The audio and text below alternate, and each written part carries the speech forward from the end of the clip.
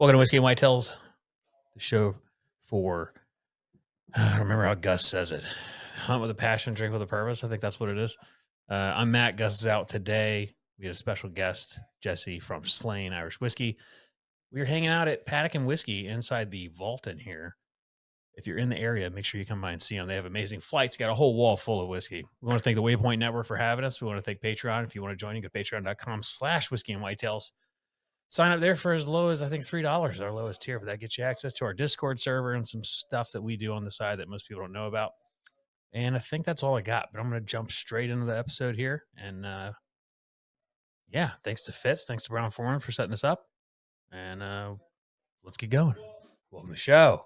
Thank you. Jessi, welcome to Charleston. I know you had a flight here last night, huh? I did have a flight here yesterday. And now you're a couple flights. Enjoying our wonderful weather.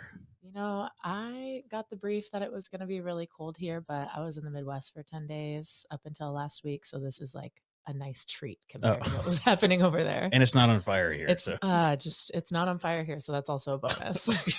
100%. Well, I don't know if you want to, how do you want to start? You want to tell everybody kind of your role with Slane or Brown-Forman or? Yeah. So I am the national ambassador for Slane Irish Whiskey. I'm the first ever national ambassador for our beautiful, tiny little new distillery, new brand under Brown-Forman. We are the smallest brand under Brown-Forman. It's also the first ever distillery that Brown-Forman itself has had a hand in building. So we've been distilling since 2017. I have been working on the brand for the last 2 years. And I'm based out of Los Angeles, which is on fire, as we mentioned. And so I travel the country working with our sales teams, educating around the whiskey, telling all the lore of the castle, lots of fun stuff like that. All the things I'm sure we're going to get into. Yes. Oh, I can't wait. So how long have you been with Slane specifically? So I've worked on the brand the last 2 years. I've been in the national role since May. Okay, cool. And you like it more in the national role? It's really great to be able to focus on all of my efforts on Slane. Being the smallest brand in Brown-Forman, it's the least known, and there's so much story to tell there and so much really potential for amazing growth. So it's really cool to dedicate all my time working on that brand.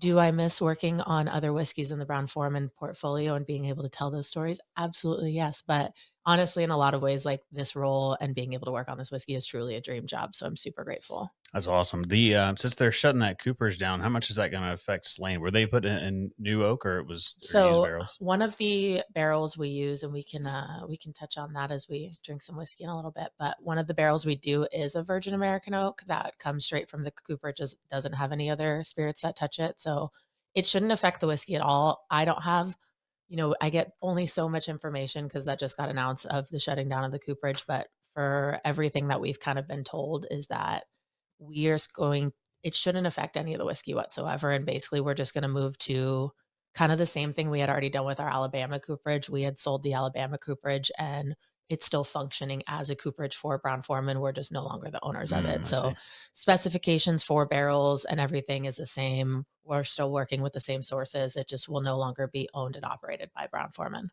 Okay. And where's Slane made? Slane is made so the village is called Slane. It is a really cute town, 30 minutes north of Dublin. There's actually a road that goes straight from Dublin to Slane, and it's made at the Slane Castle. So the Slane Castle's been around for about 300 years in the hands of the Conyngham family. I always make the joke that it's some very like Game of Thrones type lore of how the Cunninghams came to hold the castle, but overthrowing of the Scottish king, reinstitution of the Irish Republic. They're actually the only castle in Ireland right now that's still held by the original family since that. Wow. So the Cunninghams are who started our whiskey with partnership from Brown-Forman. And the distillery was built they were defunct stable houses just on the backside of the castle. So castle most famously known for holding giant rock and roll concerts since the early 80s. Alex, our founder, his father started those. And everything they kind of do at the castle is for continuing the legacy and of the land and being able to keep it open and available for the people of Ireland and share those stories and preserve the history and the terroir and everything there. Mm-hmm. So we built the distillery out of the defunct stable houses. At the time they had no roof on them and they were kind of crumbling. So there's a lot of really cool original elements in the distillery that were from our stable houses and the history out of there. But just right there in the tiny village of Slane on the Slane Castle Estates. Um, It all sounds like picturesque. Like it's I could see like the green rolling fields on it this, it's truly the stone fencing. I which that's exactly what it was Yeah. around the estate. It's a beautiful stone wall, the building of the castle, the building of the distillery. It's all this gorgeous stone, a little bit of dark red coloring through there. There's so much rich history, and I always say lore because I'm like the lore is one of my favorite parts about not just Slane, but whiskey in general. I always tell people that the reason I got into whiskey is because telling telling the history of people and how people love and how people live. One of my favorite versions of history is telling the stories of how they drank and tracing history through how people drank. And I am a girl who loves a whiskey that's made from barley, and so it's really easy to get into these longer histories of whiskey when you're talking about barley aged barley spirits. So Yeah. yeah. We talk a lot about that in the classes, how, like, it kinda started the first monks to distill something, they distilled potpourri, and they were like, Mhm. "Well, this doesn't taste good, but it gets us drunk," and, it's like, "Let's find something that tastes better." Yeah. And then moving into barley and how it kinda shaped, like, all the way up until today. I mean, if they hadn't started doing it that way, and a lot of the flavors that come out of barley, a lot of people aren't, I don't know if they're not open to it or they're just I think barley gets a bad hit sometimes because there's some of the scotch that your people aren't ready for yet, and they Yeah. get into it, and it's like you screwed up. You should have come in a little lighter. I think that's definitely true for the American market. I think that's, I mean, realistically, when we talk about whiskey that's most heavily consumed around the world, it's not actually American whiskey. Barley and blended whiskeys from different countries are by volume the most drank. It's crazy how much stuff comes out of like India now, and Hmm. I mean, blended Scotch is still like very much leading the pathway in a lot of places. But the American market, they're on board, but they're not as gung ho as they are around, corn, wheat, rye based spirits, which that's part of the labor of love of getting to share these things with them. What do you think some foreigners look at for American? Like, because I know they look at it, and because Jack Daniels is huge, so they Yes. do a lot of that. But do you think that they take kind of like the James Bond side of things, where they're like, Americans like Scotch, fine, whiskey, neat, all that, or do you You, think other I guess what I'm trying to figure out is if other countries drink a lot of Scotch because I know America is like a lot of people wanna be like yeah. Americans and do things like Americans, and I just wonder if that has anything to do with it. People are definitely very interested in the American whiskey market and the places that I travel to and kind of work with outside of, and not just me, that Brown Foreman do outside of it. But I honestly have never really gotten the vibe that people look to Americans as kind of the benchmark for whiskey. They're Mhm. very much like American whiskey is super coveted and there's so much excitement around it in the rest of the world. But when you really get into who's driving the whiskey market in a big way, it's like it's funny. I feel like there's a little bit of disconnect in understanding, but like for when we talk about the single malts under Brown Foreman, some of the most booming whiskey drinking area of the world right now is Southeast Asia. Mm. And for many different reasons, there are economies in a lot of those countries. There's more people who have more money. So it's more accessible for people to be drinking high end whiskeys, high end spirits, single malts, that kind of stuff. And when you get into talking about India, China, obviously Japan, there's all this really great whiskey coming out of there. And they're so deeply entrenched with um, the history of whiskey through Scotland, because Mhm. I mean, that's really how whiskey was kind of brought to Southeast Asia. And so it's very close to the style of whiskey that they drink already. So we do a lot of American whiskey over there, but the Southeast Asia, they are drinking malt whiskey. Do they ever get into any of the just straight Irish whiskey? I don't on my side, I know that Slane is not in the Asian markets yet, and I know that I think when it comes to the, like, higher end world of Irish whiskey, there's more of that trickling over there, but I don't think it has the same foothold that you would see when you get into, like, Scottish single malts and high-end American whiskeys. Mhm. Yeah.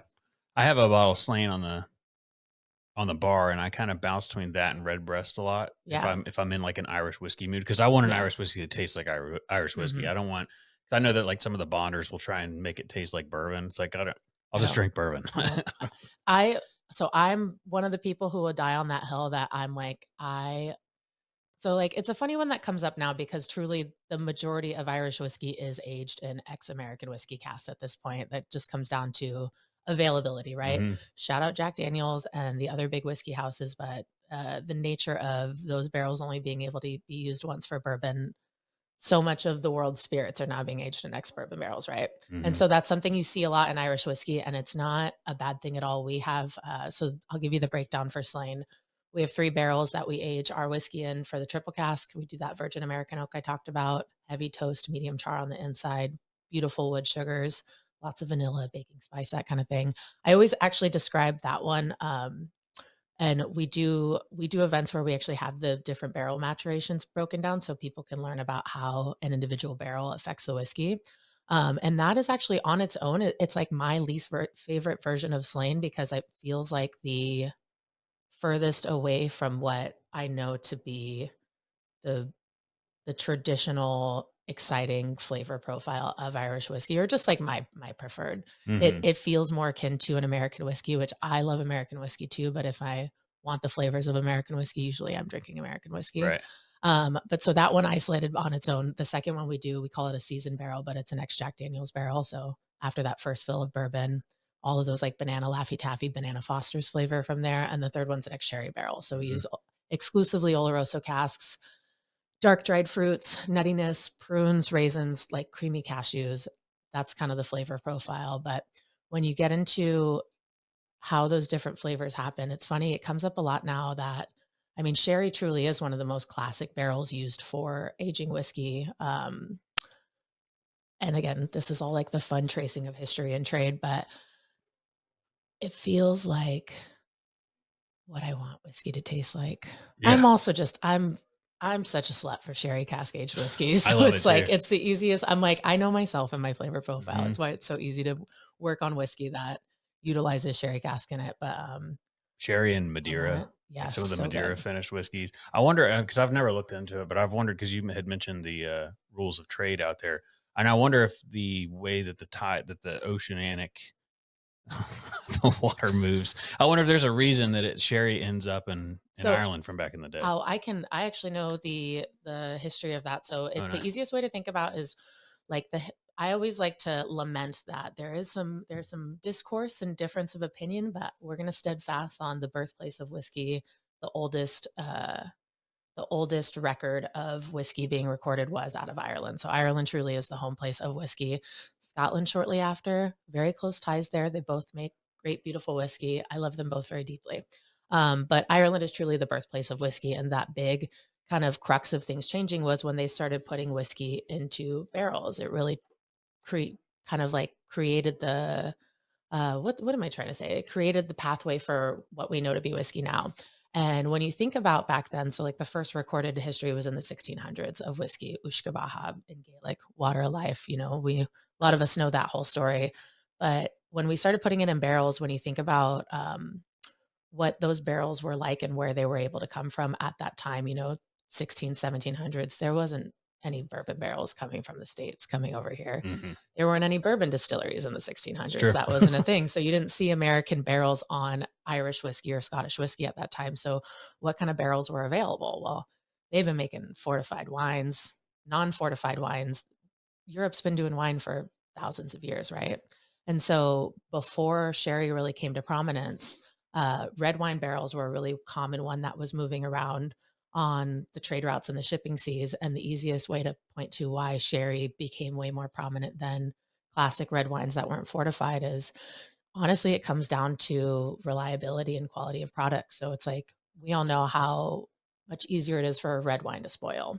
And so when you're shipping these barrels and they take however many months they take to come to Ireland from Spain or wherever else, because it's the golden olden days and they trade routes, everything took much longer time, right? And so you ship these barrels and there's so much more likelihood and less there's less quality control of being able to preserve the product you're moving. There was no temperature controlled ships. We didn't have any of the modern technology we do for now shipping things across seas. And barrels were spoiling. They were getting Mhm. funky. They were rotting. And, you spend all this time and money being able to get those barrels over to Ireland to aged spirits, and by the time they get there, when they're not usable, you've wasted a lot of time and money waiting for that. So sherry barrels and other fortified wines, they're just more stable, more reliable to be able to ship overseas. So that's really kind of what led to the prominence of them being used for whiskey.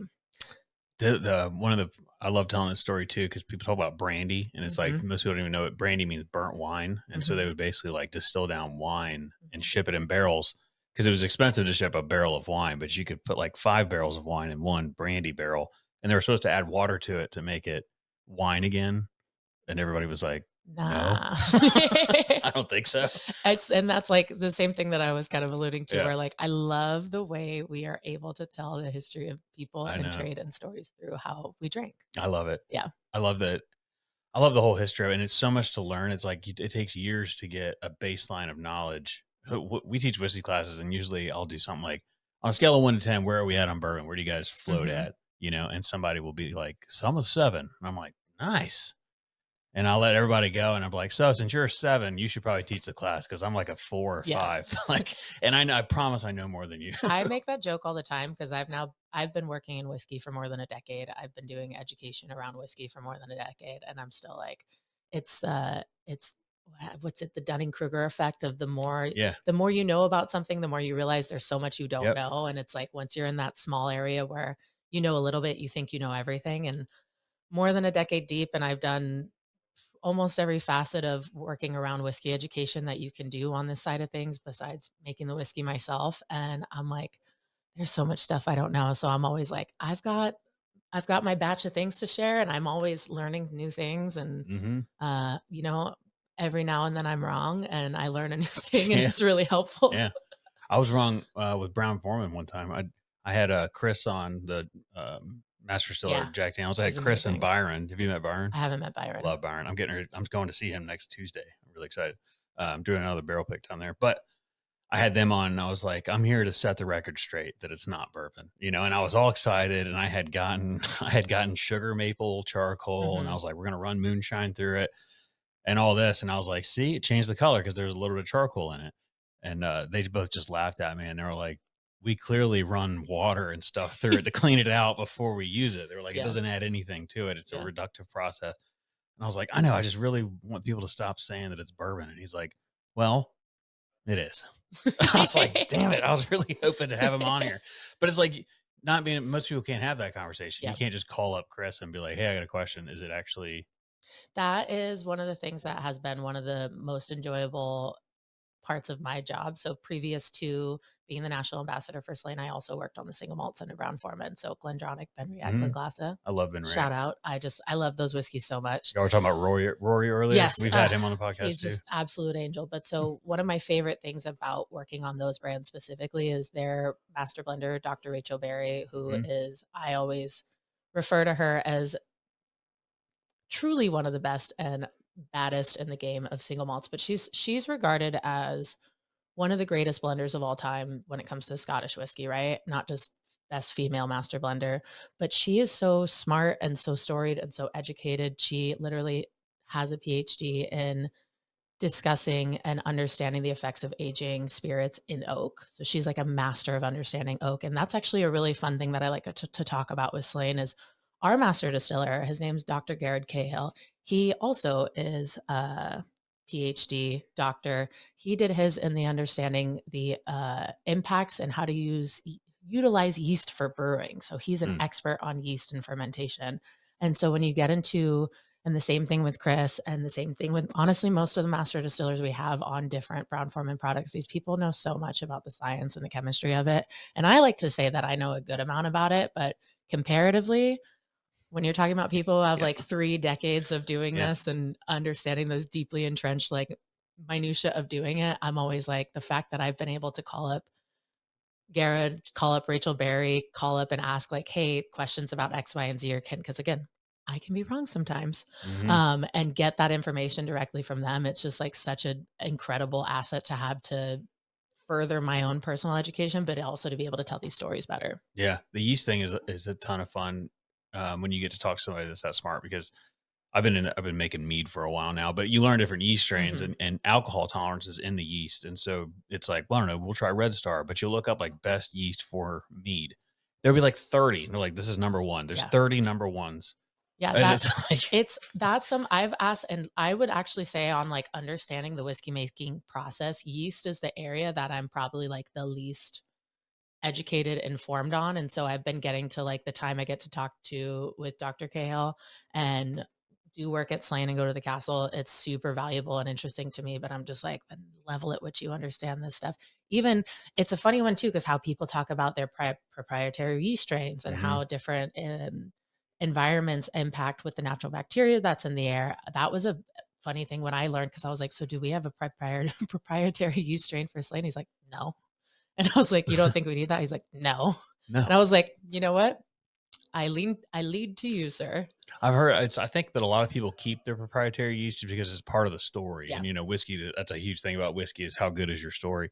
But I think that these days you can probably buy a better strain of yeast than is just naturally occurring. You know, I More think stable rather. I think that's super possible. This is one of the areas too where I'm like, I think sometimes it could be true that it makes a huge impact. Yeah. Sometimes I don't know, because I'm not an expert in yeast. So that's one of the ones where I'm like, I'm gonna keep my mouth shut on that one. That's But why it I is good started to to the learn it. story. Yeah, Because yeah, I want to absolutely. know because I Yeah. don't know anything either. So Dr. Cahill, he also so he's actually one of the few certified master brewers, master distillers in the world. So he was actually the master brewer for Guinness for a while, which is also like one of the bits I like to do, which is it true? Is it not true? It's a bit that I do, but why? Slane Irish Whiskey is such a perfect pairing with a pint of Guinness. There you go. Because you've got a guy who understands both those things and can really tell the love letter of like what Irish drinking is, which is really fun. But Do they have Guinness having here? We should have a Slane. in this bar or Yeah, in Charleston, I in this think they bar. just kidding. I'm sure I this don't know if they have exists Guinness in in this bar. I Charleston. would hope so. If they, Uh, we might have to do that and have a. Guinness is my favorite beer, I and so love it's a Guinness. really also a really, like, added bonus of getting to work in Irish whiskey that it's the most appropriate beer Yeah, to you get to drink with drink it all. Irish whiskey all the time. Yeah, yeah. Guinness and you ever had Boddingtons? I haven't had I like Boddingtons. Boddingtons. It's like a pub ale from Yeah. the UK. What color is it? It's a yellow can. I think I know what you're talking about. Yeah, it's I like don't on remember if I've nitro, had and it, but I'm pretty sure I've seen it. it's pretty good. Completely different flavor, Yeah. but I do like it. I love an see, like, I love a nitro. Mhm. I love a cream ale. I love nitro beers. I'm not a huge beer drinker because I feel like 2 beers and I feel like I ate a loaf of bread, which is Right, why I like whiskey more bang for my buck right. in there. Not even bang for my buck, but bang for my drinking experience. But one or 2 nitro beers with a glass of whiskey, Yeah, big fan of that. it gets the job done faster too. I think Yeah. whiskey does. It's like I don't want to drink for 8 hours to get drunk. Sometimes I just want to You know, get there. I don't wanna drink for 8 hours ever, Yeah, even though I do it, but I think that's also my joke of what I love it because Guinness is like, what, 4%? yeah. I mean, Slane's 40% alcohol. If I drink my whiskey too fast, I can very slowly drink a beer in between, and that's a good time. Hmm. Did they when Slane tells you to go out and do stuff? Are they ever like, I don't want to hear this. I don't feel like drinking today. Like you're drinking. No, I'm actually I'm a big advocate for responsible consumption, and so are we at Brown Forman, Mhm. and truth be told, I'm very supported by my bosses and the company to really approach the job as I see like the best option. But like for instance, I'm here visiting Charleston from Los Angeles where I live, and I get to work with the team here who are amazing for a couple days in the market. And so we'll do events early in the day, we'll do events later in the day, we'll do stuff at night, and there's always whiskey. That's part of my job. But that's actually one of the things that I always communicate this to younger bartenders, other people who are working towards like working in the brand field is sustainability in these roles and in this field really requires some exercising of responsibility. And so I do a lot of, I don't want to say I do a lot of fake drinking, but I don't drink like one of my rules when I have these very long days and this stuff just for like self preservation is I can't drink everything. Yeah. If we go out, like we're doing a bar crawl on Wednesday night and it will be after a day full of work. And if we go to 12 places that day and I'm drinking a drink at everyone, I'm going to be, even if I'm not wasted by the end of the day, I'm not going to feel good and I'm Yeah. not going to be the best at my job. So it's like understanding how to responsibly approach that. You ever get like accidentally whoops? No, I feel like I'm so good at it now, and Yeah, I same. think that's also why, like, if I was in my early 20s doing this job, I would not have been set Yeah, up you for wouldn't have made it. success in it, which is also why I always say that for these these types of roles, and I'm not saying it's all people in their early 20s. Look, their brain isn't fully developed, but like younger bartenders moving on to the brand side. And the first time I did work on the brand side, I was 24. Was not I didn't have the same amount of like professional maturity to be able to do this job in a really impactful way. And I didn't feel as like confident as I do now doing it because I can very much like handle and negotiate how and where I drink. I can advocate for myself and my job a lot better. I have a wealth more knowledge than I did at that time, which I still felt like I had proper amount of knowledge to be able to do a job and talk about spirits because I had been doing it for several years at that point. But still, it's just such a difference when you can approach it from a place of responsibility and maturity and still be super fun. Because at the end of the day, that's part of why I love doing this job is because we get to have so much fun. Yeah, and you're lucky too, because the one of the things we bring up, because a lot of times in classes, the women were more vocal in classes than men, because I think men kind of want to pretend like they already know everything you're going to tell them. Do you find that to be I true? do. I don't find that at No, all. you have the No. opposite where men are asking Absolutely. questions. I would say so like in the whiskey, I think it's different when you talk about which section of whiskey you're doing classes and educating around, which I do think it's possible that it can be different regionally, Hmm. very much so. But the majority of the time, the majority of the spaces, um, usually it's unless we're doing like specifically working with like women who whiskey or an organization like that, it's always more predominantly men in whiskey classes for Oh us. yeah, for sure. And I would say that more often it's truly a trope, but it's so common that usually the people who speak up the most are the and I don't mean this in a derogatory way. I mean this in a very complimentary way because I love the whiskey nerds, but are the diehard whiskey nerds of the group where half of the time it is actually for the purpose of getting information and the other half is so everybody Just to knows they're the flex. smartest Yeah, person in the room. yeah, yep. I Yeah. maybe I knocked that down the way I open my classes, because I pretty much like Oh, I I mean, have to like do it that way. Otherwise, I will never get anywhere, because they'll just start right off with, "Well, have you ever had Pappy?" It's like, you're I'm like, not here to talk about we're not brands. doing that. I do everything blind intentionally. Yeah, I will say that's actually one where I think if that you're having the experience of a lot of women speaking up in your class, it's a really good thing, and Oh, yeah. you're setting that environment for people to feel really comfortable coming forward. This is actually something I've talked about a lot for. So when I started with Brown Forman 2 years ago, I definitely felt like stepping into my role, especially working in high end single malt in that sector, because Slane is a little bit more like rugged and works everywhere. It's not, you're not selling $80 bottles of whiskey to Mhm. dive bars. So I can still exist in the dive bars and the high end whiskey bars with Slane, which is really fun. But when we're talking about the high end luxury spaces with the single malts that I used to work on, I definitely felt like I had to step into that role and be the classic, like present myself in the very specific way that other Scotch ambassadors do and talk about single malts in the way that other ambassadors do. And just like this, honestly, the same with Slane. And I realized really quickly, the reason that I love whiskey the way they do, as I always say, I take the UK approach is when you go to Ireland, when you go to Scotland, they don't make whiskey this ridiculous, precious thing that has to be put on a pedestal. It's very much a for us, by us Mhm. mentality. And there's no like gendered specific like feelings about who should be drinking it or how people can know about it. Like it's for everyone. Mhm. It's no like, oh, this isn't for women. Like that just doesn't exist there in the same way that it does here. And so once I realized that I could just start really doing it the way that I like to do it, and the reason I fell in love with whiskey in the first place when I was like 21, I started taking the approach of being myself a little bit more and being more fun and playful with it and not having to be so serious, like giving the serious information, but still making it a really fun but disarming thing. And I realized that once I did that and I didn't only like placate and direct all of my energies to the most experienced, smartest people in the room, all the people who were the least experienced felt a lot more empowered and comfortable getting Mhm. involved in a different way. And I was like, you know what? We definitely do these for the whiskey nerds because they are the diehards and they keep supporting us. But we also want to make sure that we are catering what we do to the people who know the least in the room so we can Mhm. keep spreading this thing that we love to other people who might not feel like it's accessible. Mhm. That's it. When usually what we'll do is I'll be like, I'll brag about how much better a female sense of smell is. It's like you're gonna pick out stuff no one else will. So when I start saying, what kind of notes do we get out of this? I was like, if you don't have to name some off the wall thing, I was like, maybe tell me what it reminds you of.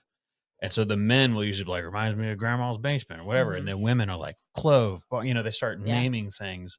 And it always gets me really excited because that means that they are paying attention Yeah. and they are trying to learn.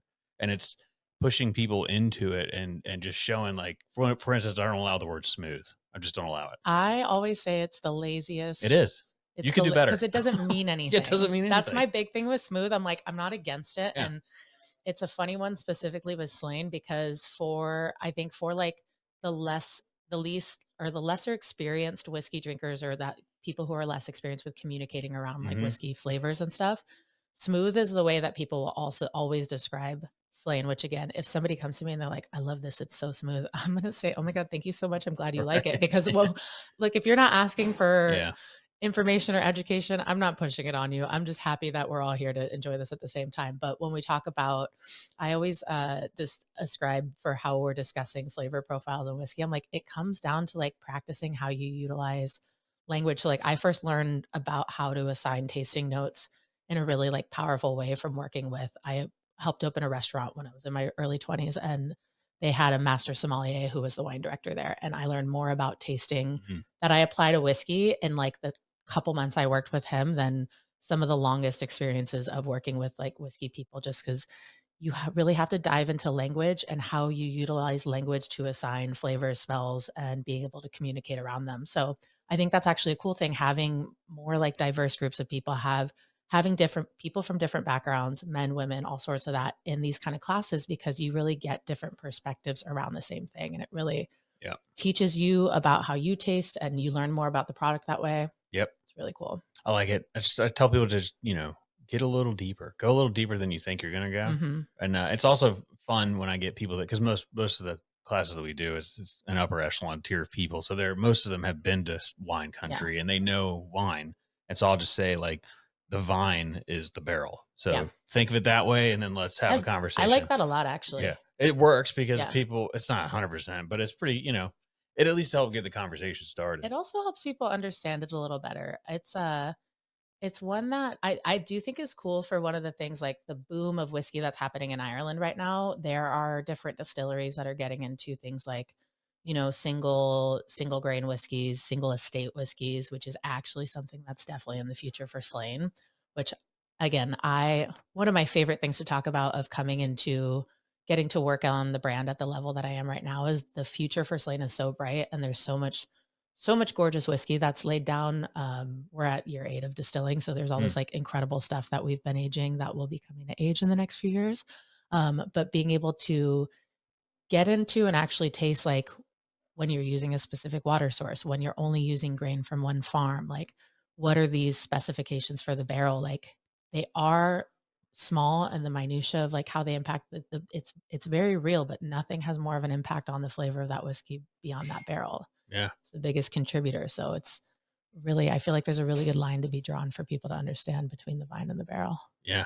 Do you want to do your thing for Slane? Yeah, let's taste some Okay, let's whiskey. do it. Yeah, You have a glass, I right? do. Let's taste some whiskey and go through it because um triple cast, cool. So, one of my favorite Thank you. things to talk about, Slane, is that I already mentioned that we are a very young distillery, and we kind of did it backwards. Most whiskey brands, when they start with sourcing, which of course we did. That'd be ridiculous to say that we didn't. Hmm. Cheers. Yeah, cheers. Slancha. I did need a first whiskey of the day. So Yeah. when we started our distillery, the Conyngham family partnered with Brown Forman to build the distillery. And so we started with a distillery. Our distillery is gorgeous, insane. We're capable of making all 3 types of Irish whiskey. So malt whiskey, grain whiskey, pot still whiskey. In our facility, we have both copper pot stills and column stills. We have everything to mill and malt our own barley. The castle sits on 1,000 acres of land, most of which we've been using to grow barley for the last 300 years. So it's actually what inspired the creation of this whiskey is a couple things. I already mentioned this, but the Conyngham family does everything that they do at the castle is all about preserving the land and keeping it for the people of Ireland and preserving that history for them. So they've actually helped there's different initiatives there to like preserve endangered species, endangered plants. Alex, his wife, who runs the farm at Slane, which is Rock Farm Slane. For anybody interested, you can actually stay in our cottages or Ooh, glamping tent setups. If you look up Rock Farm Slane and you're going to Ireland, you can kayak the river in the summer. It's like insanely gorgeous. You can see the castle. It's super fun. I'm gonna put a link for that below. It's That's really cool. it's really cool. Whenever I always do that, as we sometimes we set people up in them. I just had some bartenders that we were able to set up in one of the tiny houses on the property over Christmas, and it's just like it's stunningly gorgeous. It's quaint. It's amazing. But so they everything they do is for that. So Alex's wife, she's actually a biodynamic farmer. She's got this crazy background in sustainable farming and all this amazing stuff, but they have done all these really, really great initiatives for the land and in creation of the distillery to preserve this and keep it for the people of Ireland. And so when they looked around, there were a couple of things that inspired the creation of the whiskey. One was that we've been doing these rock and roll shows at the concert since 1981. So Alex's dad started them. First ever show was Thin Lizzy. Mm. I think it was, I could be, sometimes numbers are not my thing. So like you can fact check me on this, but I believe the first concert was like 10,000 people or something like Wow. that. Maybe 20 or 10. I don't know. We'll go with 20. That's a Somewhere good in number. there. But tiny little Irish band at the time called U2 opening up for them. Yeah, I heard of them. People have heard about them. They put an album on everybody's phone a couple Yeah, years they did. ago. But they actually went on to live at the castle for a period of time. They recorded one of their albums at the castle, have headlined the castle. So we've done these shows every year or every other year since 1981. Last year we did Harry Styles, but we've had bands like Metallica, Madonna, Eminem, Motley Crue, Oasis, like the list goes on and on. So the Rolling Stones were the first international act to come and play. And there's so much like fun, amazing lore there. But when they always say over these last like almost 45 years of doing music at the castle, when people were recording, when concerts were happening, there was always reliably a bottle of what they call session whiskey going around. And that was a whiskey that was friendly, approachable, delicious, brought people together. Everybody liked it, got the creative juices flowing. So on one side, they were like, why don't we make our own session whiskey to go hand in hand with all these creative endeavors we already do at the castle? The other big influence is Alex Conyngham, our founder. He actually worked in whiskey before. So he was the brand ambassador for Jameson in the 90s in Australia. And that was like prior to how brand ambassadors like I do exist now, where, we're really prioritized education and all this stuff. It was much more about cultural exchange, right? And so he already had the legs of working in whiskey. And we already mentioned most of it, but we had everything we needed to make exceptional whiskey right there on our property. So we've got fields and fields of beautiful barley that we grow. We have the River Boyne, which is an ancient water source that runs right through the property just alongside the castle. It's super mineral rich, very limestone rich. I always say that it's kind of similar to the really quality water sources that get used in Kentucky for bourbon. And then we had the space to have a distillery. And so we partnered with Brown Forman to be able to not just get access to all their gorgeous barrels, but also because building a distillery costs a lot of money. It sure does.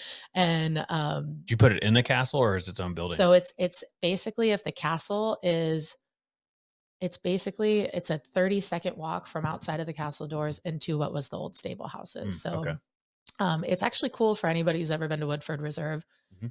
It's not, I wouldn't say that the distilleries look alike because they don't at all, but they have a little bit of the similar vibe because it's the same thing about the stable houses being used at Woodford. And so there's actually all these like cool, ornate old elements from that. We have the same thing at Slane because they were built in those buildings. So Hmm.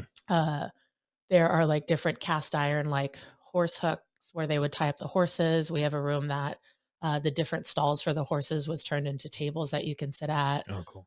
It's actually one of the interesting things for our column still is the building that our column still was put in, because again, this is a historical landmark. We had to, anything that happens at the castle has to get approved by, I forget the name of the organization through the Irish government that like can say yes or no, because it's a historical landmark. So you can't like, if we wanted to put like a service window through a wall in the castle, we would have to get that approved by them, because you can't really change things that would affect the historical integrity of the building. Which right? I get. So for the, it was actually a really great preservation thing for the castle and Brown Forman partnering, because all these buildings were defunct. Half of them didn't have roofs. They were filled with like brush and leaves and dirt. And so we pretty much took buildings that couldn't be used, or weren't being used, and brought them back to life, restored them to our former glory, and put something really magical inside of it. And so I think I started to mention the column still. Like, our column still is actually split into 6 columns?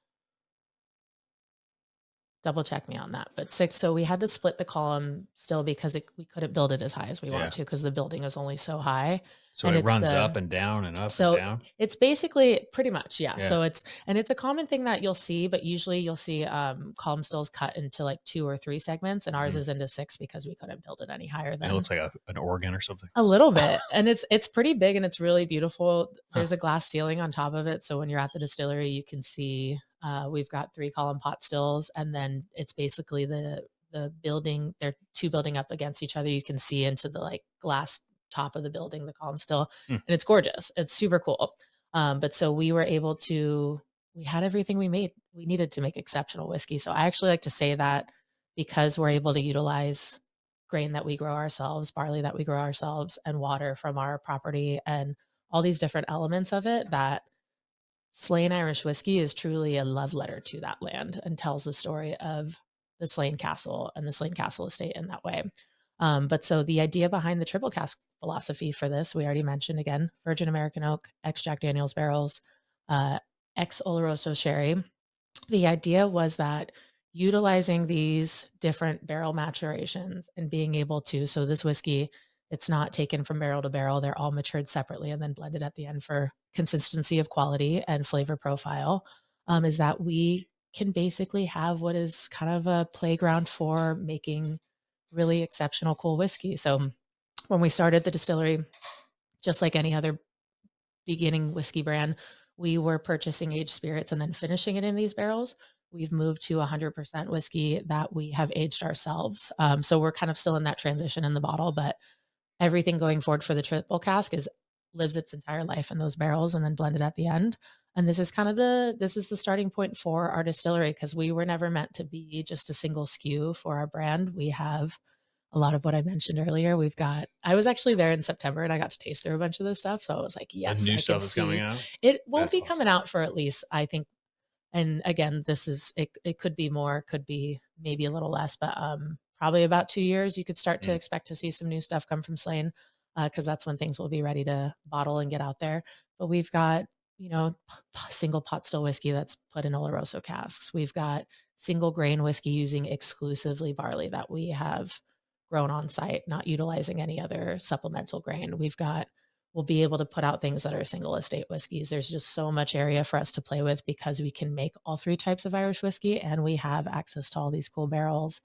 And we've got the space and the manpower to do it. So, we're slowly inching towards being able to be more of a portfolio of whiskeys instead of a single brand. But the triple cask we will always have this triple cask as our flagship and are here Mm. to stay. And it's, again, that perfect kind of experience of a session whiskey, but also is so good at cocktails and is so price approachable. So it's the beginning of really magical things out of the castle. Yeah.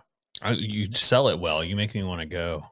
Good. Keep telling people so they keep Yeah. letting me keep my job. No, that's it really, I'm like, as you're describing it, I'm painting a picture of it in my Yeah. head.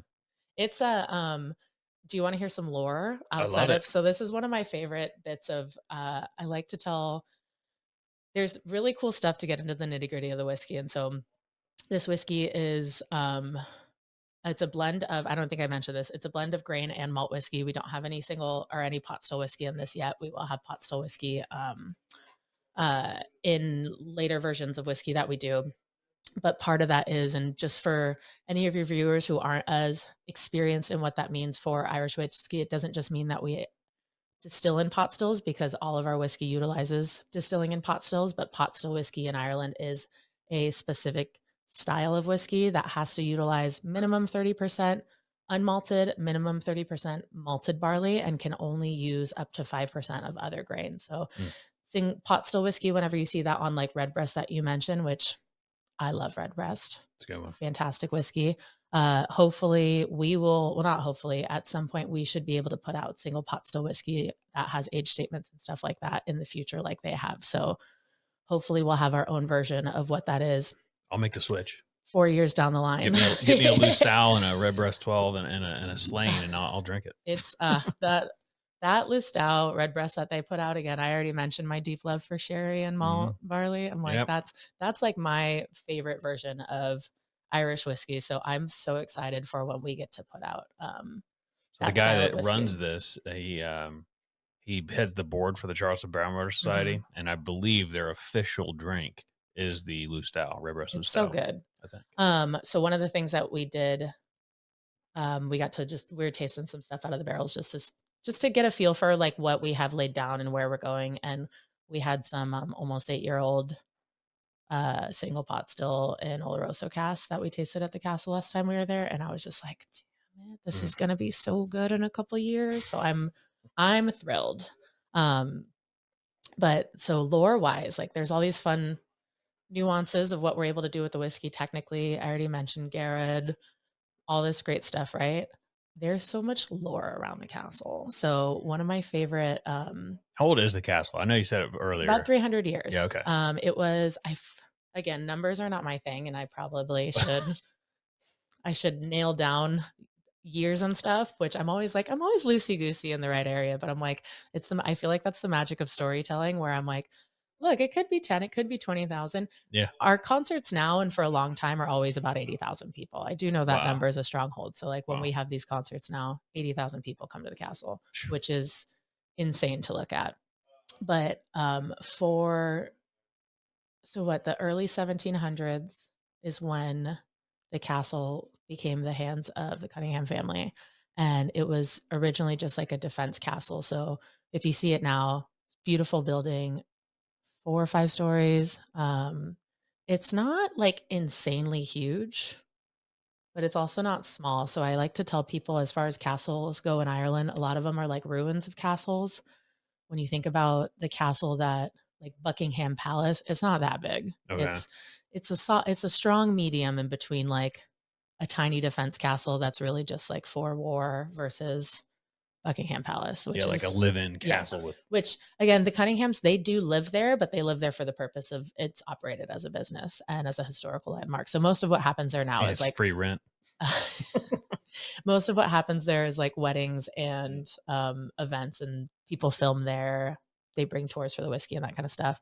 But so because there's all this old, beautiful, rich history there, when we were building the distillery, we had one of the biggest struggles that they came up against. So we've got contractors, people from Brown Forman Corporate there. We've got guys drilling, trying to find the water source of how we can access the water from the river, right? And so understanding the engineering behind getting water from a river for a distillery, all that, the engineering portion of the making whiskey, this might surprise you. Not my expertise. Okay. But so, I'm sure there's a pump or something. you've gotta basically make a well house and you've Yeah. gotta be able to pump out from underground, right? And so they had drillers there, and every time they would drill down, they were not finding a good water source for the distillery. So the river is if I had to guess, I feel like it can't be more than, like, maybe a football field away from the distillery. Honestly, might be less. It's literally like you can walk out of the castle and look at the river. It's right up against it. Mm. And so being that close to your water source super helpful, right? But they couldn't find a spot to properly source the water out of the ground. And so Alex's wife, Karina, she actually recommended, she's like, why don't you get a water diviner? And so if you're not familiar with what a water diviner is, I huge debate over that one. there's some mysticism Yeah. around it, right? I And believe it. so Do you believe it? I look, I know let me finish the story and I'll tell Okay, you if all I right, believe all it. right. So we get a water diviner and they come with their instruments. I didn't get to see the process in purpose. So I only know how Alex told me the story, but they come with their instruments, they go around the property. I think it was like maybe 30 minutes to an hour and they go right here. This is your Mhm. spot. This is where we drill. And he said the drill guys were looking at him like, this guy's crazy and this is insane. Are you being serious right now? And he's like, look, let's do it. Like, this is what he said. We got to drill down here. Sure enough, they drill. Perfect water source. And it is the water source we use for the castle now. Um, but so they go to do it. And he's like, there's only one problem with this spot. And he's like, what's the problem? So it was a little mound hill right by it where he's like, if we build the well house on this, there's a colony of fairies that live here and What? fairies. Okay. And so they call them, they're basically anytime you see those like grassy knoll mounds in Ireland, they're considered where a colony of fairies lives under those. Okay. And if you know anything about the Irish people, they're very serious about their lore. They're Mhm. very serious about the fairies. It's not like, oh, you guys believe the fairies are there. They're like, the fairies are there. What are you talking They about? are there. Which Yeah. honestly, I'm not going to disagree with it. Yeah. But so he's telling him this and he's like, well, what do we do? And he's like, well, you have to relocate them. And he's like, how do we do that? He's like, you have to ask them to move. And Mm. so Alex I love the way he tells his story. It's the most charming, but he's like, so I'm looking at guys from Brown Foreman. I'm looking at the contractors and they're all like, what do we do? So he's like, we came together and I went over and I very politely asked the fairies to relocate and we found a different spot on the property for them to do that. And they obliged. So we were able to build the well house there. Hmm. The big thing with doing that, had they not relocated the fairies, it would mean very bad energy, very cursed experience for us. Who knows what could have Sure. transpired? But so the fairies were moved. We Good. built the well house. We actually, it turns out that we wouldn't have actually built right on top of the colony, but it's best for everyone that they were moved. And it's been Well, who wants the a well perfect, next door, you know? right? It's been a perfect water source for us to be able to bump into the distillery and everything since. And do I believe in the fairies and the water diviner? Look, I am a believer because if we had engineers and people out there and they were doing it for a long time and it took this guy an hour to find the right place, I'm like, who am I to say that it doesn't work? Well, all the fairies I've met are not in a colony, I'm not going to discount it. But I will tell you this about the divining. So, for Mhm. those that don't know, it's like you basically have two rods and you walk and the rods cross. I've seen people do it as like witches or fortune tellers, and I don't believe that. Mhm. However, I did not know people didn't believe it because when I used to do landscaping, and part of my job was shutting down sprinkler systems or Mhm. repairing sprinkler systems. And the guy that taught me took two yard flags, bent them into like a number seven. You hold the top part of the seven and you would walk across the yard until they crossed. And when they crossed, that's where the water line was for the sprinkler system. That is how I worked for years Yeah. doing that method.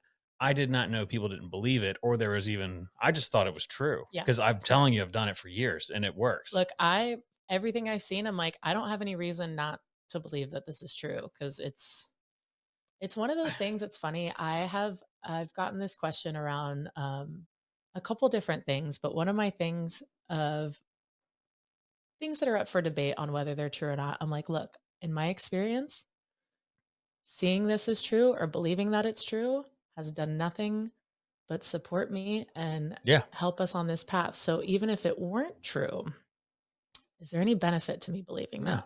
Well, When it's helped there's us? no benefit in not believing it. That's people love being skeptical. Yeah.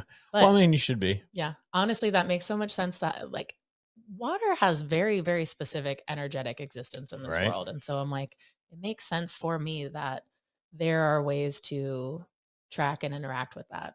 I'm just telling you, I did it for I believe years and I you. did not know that people didn't think it was real. This is I knew it was real before I knew it wasn't real. I think part of the skepticism is a not understanding it, Yeah. which is often common for a lot of stuff when you think about it. People have a hard time believing some things that they don't understand. So Yeah. I found out somebody came out and they were like, "What are you doing? Witching for water?" And I was like, you're like, yes. "Witching?" And I'd never heard it called that. Yeah. I was like, "Witching? What do you mean?" And they're like, "With the rods." And I'm like, "No, that's how I'm fixing these sprinkler You're systems." like, I'm literally just here to fix your Yeah. sprinklers. Like, I'm not a witch, if that's what you're implying. Well, I am a witch. So Well, there you go. You can see, you could probably witch for water then. One of my other favorite bits about fairies, for people who don't, I always like to put the separation between like how we think about fairies in America is like we think about like Tinkerbell, right? And all these Mm, like cutesy little, they're scary in Ireland. They're mm. like dark entities that are kind of like ghoulish, horror looking, crazy faces, crazy teeth. They're not this like cutesy little thing. They are something to be Well, you're better safe than sorry then. 100%. Yeah. It's not Tinkerbell running out and putting some magic dust on you. It is like tiny little witch beings living under fairy mounds that will mess up your whole life. Did they say how you can determine if it's a fairy mound versus just a mound? Well, I think so. I actually read into I've done a bunch of like reading around it just because also I think like all the like kind of folklore in Ireland is like so fun and amazing. And it's it's considered from like if I remember correctly from what I've read, it's just considered that all of them are fairy mounds. Oh, That's okay. where call it like when you see these little mounds, they're almost like mini grassy knolls. Those are colonies of How fairies, and big are that's why these? they exist. Not super big. They're like, Okay. maybe 12 plus inches Huh. across. Well, I mean, what else could have created them, you know? That's what I'm saying. I like it. That's what I'm saying. I like it. I'm all in. Yeah, there's other good lore. There I definitely have some stories that are not appropriate for recordings and general broadcasting only because when you think about it's one of my favorite when you think about what happens at a rock and roll castle when all these rock stars are coming through there Oh, and yeah. I'm like there's some like maybe like less ideal things to share about, but that's one of my favorite ones that's like super fun. One of my other favorite stories, which is actually how I explain to people that that is the easiest pathway from Dublin to Slane. There's a reason there's an almost straight road that exists there, and it's one of my favorite bits that Alex and his dad have made this joke forever, but about how their family kind of came into aristocratic society in Ireland, and they're definitely it's interesting when I talk about their one of the reasons I love working on this brand and telling the story of their family, the story of the land is that they are just first off, it's gorgeous. The whiskey's incredible. We're going amazing places, but them as a family and everything they try to do and, kind of like their moral compass and their philosophies and how much they care about the environment, how much they care about the people of Slane. And it's just it's just very in line with, like, what I think is important in the world, and they're truly, like, some of the most amazing, humble, wonderful, like, caring, loving people. Now, when I tell people they live in a castle, you have this, like, grand idea of, like, royalty and all this, and I'm like, "These are farm people. They're farm people. They're farm people with dogs. They live at the castle because they run the castle." Yeah. They didn't Alex and his wife actually didn't live at the castle till, about 4 years ago when he took over operations of everything from his dad. And the reason being is living at the castle is not there's not a lot of privacy there because it is a business essentially. It has to be run as an event space. They have people in and out of there all the time. So, when I stay at the castle when I go visit the distillery, and if you look out the window in the morning, you can see Alex and his wife taking their kids to school, taking their dogs out, and you don't get a lot of privacy all the time from working in the space that you're essentially running as an open format event space. And so that's how I always put it to people where I'm like, they're t-shirt and jeans and farm boots kind of people. Yeah. And they're incredibly like lovely and open and warm and super chill. Um, And super busy, I'd guess. very they the fact that they do as many things as they do, so, like, Alex's wife, Karina, runs the farm. They do all of the rental stuff for we have the yurt set up at the farm, tiny houses. We grow the grain. They do partnerships with the kayaking on the river. They do all the Mm. events out of the castle, which Alex mostly runs the operations for the castle. He's our global ambassador for the whiskey. He works hand in hand with Garrett and Alan, who run the distillery. Like, there's just so many different factions of what they do, and they have 3 children, and it's a lot. Like, we get Alex usually 6 weeks a year in the States to come do the same thing that I do. And the level of charm and expertise to telling these stories just gets 100 million times better when you get to hear them from him. I was like, if you think on a scale of 1 to 10 that I'm fun to talk to, he's like a 37. So he's just truly the best and most fun to hang out with. Just a natural Um, born storyteller. it's the level of authenticity you get with somebody who like he grew up right next to the castle and helped like I think from age like his teen years was helping his dad run these concerts and has had a hand in everything they've done, and had this like really cool, interesting, fun life. It's so fun and charming and wonderful, and the lore is strong. But so them living there is truly uh, a function of being able to do all this great stuff for the whiskey. I had actually a point that I was going to give you another story to dive into, and I Some more totally lost lore. my track. I love We couldn't talk Or about so we can't talk about the musician debauchery. no, yeah, I don't know anything about any debauchery. Um Right. but one of the really fun ones is when they talk about I asked him once because I've gotten asked this question a lot about if the castle is haunted or not. Yeah, I was gonna ask if you didn't get there, but I figured you were going that way. So, oh, it was the story of the road, which I'll circle back to that one. But the castle, I asked him if it was haunted, and he's like, well, I have never seen any ghosts there, but there is a time where it was believed that it was haunted, and it was when U2 was living at the castle. So they recorded one of their albums in the what is like the dining room now, I believe. Was it just an event space back then? Um, so they've used it as so yes and no. So Alex's dad, there was a big turning point in the middle of last century, which is actually what transpired to the creation of the concerts. Which fun little note, which many people know this about like the history of last century in Ireland. The 70s were like a very like politically rough time in Ireland. It Mhm. wasn't considered a super safe place to travel to, which is one of the things I always like to point to when it was either 84 or 85 when the Rolling Stones played there, the first international band, big, huge, obviously like one of the most famous bands in the world, especially at that time, to come play the castle. It was really what ushered back in international interest and acts back to Ireland and showed people this is a safe That the place to IRA come has to. calmed down. Truly. Yeah. And so that Henry actually started these concerts as a way to save the castle. So actually, I think it was, I don't want to misquote quote myself, but we just had a really cool article that was put out by a publication that the name of the article was How Rock and Roll and Whiskey Saved the Slane Castle. And so the concerts were actually started as a means to be able to save the castle and keep it in the hands of the Conyngham and keep sharing it with the world. Because as they very charmingly say, a castle is very expensive to keep running and to keep Yeah, warm. And sure it is. I always make the joke, this is super unlikely, but I'm like, if they lost it, who knows? Maybe somebody's gonna put an IKEA in it. Who knows what will happen? Which probably not, but I'm like, what if they just put an IKEA in it? How depressing would that be? But so that's why Henry started the concerts. There is a nightclub that they built out in the basement of the Cool. castle. They operated as a bed and breakfast. I don't know for how long they've been doing it as like this event space. You can absolutely get married there. Like if you go to the Slane Castle website, you can see all sorts of stuff that you can rent out and utilize it. But it's it's been used, I know, for at least as long as they've been doing these concerts in that way. And he's really him and his wife had really pivoted it to be able to like say, hey, we need to utilize this space and get these kind of like streams of income and interest around the castle and also create tourism to the castle. Like it's not that far from Dublin, but it is the countryside and Mm. Slane is a small town. And so getting people to come out there and create other avenues for them to really experience all the magic that's there, that was a big part of their driving force for the like work and business they created around it. So Henry creates all this stuff.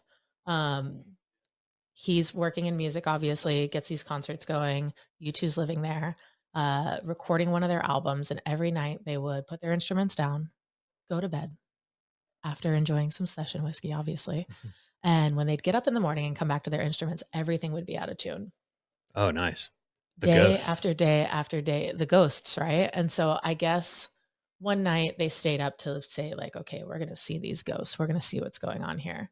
And they waited. And once they started to hear some like clamoring, some banging around, some jingle jangle, they ran down to see these ghosts, right? And what it really was I think preteen Alex and his brother playing all the instruments once everybody went to sleep. So every night they would sneak out of bed and go downstairs and touch all their instruments. Cause I mean, if you were, I forget exactly how old he was, but like you're an 11-year-old and Yeah, Bono's in your house I'm recording going. music, you're like, I'm playing his guitar. Mhm. I'm 100%. touching everything. And so they still laments. He's like, I don't know about any ghosts that are here. It's totally possible. I've stayed at the castle. I'm like, there's definitely with a place that old, and it's one of the things I love about Europe in general and Ireland in general, there's so much like like the easiest way to put it too is the Slane Castle is older than this country. Yeah. When you think about it like that, it is truly older than America. So being in a building with that much history and energy and everything packed into those walls, it's like it's impossible not to feel like part of that magic when you're there, which is really cool. Are there ghosts? To be seen. I'm a firm believer of it because there's places that I've walked into where it's like you can just feel Yeah, that it was gross here one time, or you know, just something bad 100%. happened. But I think it's interesting living here in America because it's just not that old. Mhm. But yeah, for sure, when you go to other countries and stuff and you walk around, you can just Some it's like stuff has happened here. yeah, you can just tell it's Yeah, been a long time. 100%. Yeah. So the bit that I got distracted on earlier is about how why this road is built directly from Dublin Oh yeah, yeah, yeah. to the castle, and this is, I think it's again, I like to be a little. I make a lot of inappropriate jokes, and sometimes I have to remember to dial that back. But I know that Alex would be totally fine with me sharing this bit because straight from the horse's mouth. But a joke that he and his dad always make about how they entered aristocrat society hundreds of years ago back in the day, it was his, I forget exactly how many great great greats away it was, but his relative, Lady Jane Cunningham, she was the mistress to King Henry the Fourth. Again, numbers are not my thing. But so he was a Scottish king, who kind of is how they really delved into this society and some of the power that they had at the time. And the joke that he makes, which is always one of my favorite, he's like, "Look, we Cunninghams, we slept our way to the top." Yeah, And I'm like, I love the lore. I love the lore, yeah. and it's the family has a lot of lore, the place has a lot of lore. But so one of my favorite things in the castle that tells this lore, because actually last time I was at Slane, all the rooms that they have that they operate as the bed and breakfast, you can stay in them. They all have different names. So I was actually in Lady Jane's room, Oh, nice. which I don't know if it was her actual room, but Did that's you feel her lore? I felt her lore seeing I think it's gotta be like 11 or 12-foot tall oil painting Mm. of King Henry that he gifted to her, Ah, which is truly, this man in this photo is done up, hand on hip. He is in his most dashing garb, and you can imagine the ruffles, the yeah. coat, the jewels, the whole thing. The hair is coiffed, and it sits this painting is huge, and it's in the ballroom. And when you look up at it, because it doesn't start like, the bottom of it comes up to like my neck. So like maybe 5 feet up off the ground, and it just goes up to the ceiling. And I got this story because I was like, "What's the deal with this painting?" And he's like, "Well, let me tell you." So this is actually a gift that he gave to her. And so it's one of my favorite jokes of like, it's basically you know, way before, like, sexting was a thing. This is Yeah. the original, like, It's hot he's and like heavy. he's Yeah. like, "I want you to see this sexy Yeah. photo of me." I'm And looking he good. had an 11, 12-foot tall oil painting of himself being a little hottie Yeah. delivered to her so she could just like, the size of this thing is huge. It's like, I think if, like, you put me on your shoulders, we're probably still not as tall as this painting. And it's so funny to me thinking about, however long ago that was, and That he the commissioned this he huge commissioned this painting. painting and had it delivered, which, I mean, if you're the king of Scotland and it's the 1700s, Yeah. I'm sending the ladies oil paintings of Yeah. myself too. 100%. But there's It all probably this, came with a like, big bouquet of flowers and everything, and and she's like, "God, I absolutely can't wait for him to insane. get back over here." But so the lore is that he had the road built directly to Slane, because a lot of the roads around there are like curvy and wind off and go to different places, but it's real easy 30-minute ride from Dublin, because he had the road built so that he could get to her quicker when he came to town. Well, that's the my dad's out of town meme. Yeah, He built a straight road there. precisely. Well, you can make it home drunk. hmm He's probably staying the night. He was probably staying the night. Yeah. That's pretty awesome. Yeah. God, I love cool stories like that. It's one of the ones, so we've done a lot of touring of the distillery. I think right now we're on a pause for public tours. But as soon as we open back up, you get all the gorgeous, gorgeous, amazing stories of the land, and the place. And there's so much like fun, unique lore that went into the building of this place. And it's why I say Slane, the whiskey, is the love letter to that land and that place, is because it's such a special version of Ireland. And there's so much magic there. And being able to preserve that for not just the Conyngham family, but for the people of Slane Village, but for the people of Ireland. And honestly, to share with people like Americans. Like, Americans are truly one of the biggest driving factors to the Irish economy, like tourism, how much we drink Irish whiskey, Guinness, all that stuff. Like, it's why we have such a great relationship with Irish people. I mean, there's more Irish people in the States than there is in Ireland at this Yeah. point, I think. So that relationship is important and it's strong, and being able to, you know, preserve that for all of us, I think is a really special thing. And Irish is funny too because when they first came here, everybody hated them, but today, like nobody hates Irish people today.